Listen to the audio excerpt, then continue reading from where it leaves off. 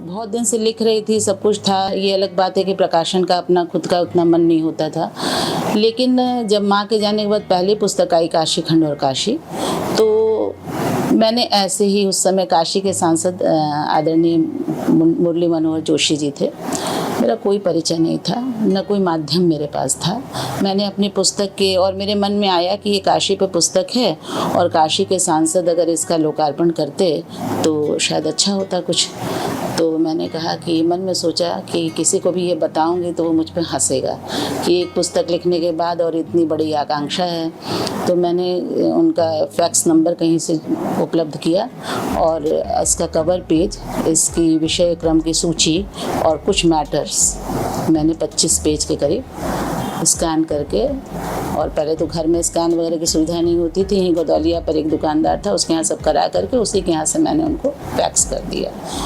और एक दिन अचानक 10 दिन बीतने के बाद मेरे पास एक कॉल आया कि आप रचना शर्मा बोल रही हैं। मैंने कहा यस। तो उन्होंने कहा कि मैं मुरली मनोहर जोशी जी के यहाँ से बोल रहा हूँ, उनका पीए, और आप लोकार्पण के लिए कह रही थी, वो परसों आ रहे हैं तो आप करा लीजिए।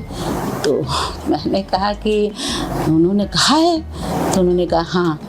तो मैंने कहा कि लेकिन मैं पैसे परसों कैसे करा लूँगी, ये घर में तो होगा नहीं कार्यक्रम, मुझे बात करना होगा, वो पराड़कर जाना होगा, वो खाली है कि नहीं, या कहीं और हॉल लेना होगा, व्यवस्था करनी होगी तब ना। तो उन्होंने कहा कि ठीक है, मैं आपको 2 दिन का टाइम दे रहा हूँ और वो 3 दिन रहेंगे, 3 दिन में से जिस दिन आपकी व्यवस्था बन जाए आप बता दीजिए। मैंने सडनली फ़ोन रखा और जा कर के पराड़कर में बातचीत की और उन 3 दिनों में से एक दिन मुझे मिल गया, और मिलने के बाद मैंने सब वहाँ पे जो भी व्यवस्था करनी थी की, और जब वो आए तो उन्होंने फिर कॉल किया, कहा कि आपसे मिलना चाहते हैं और पूरी पुस्तक लेकर के आइएगा।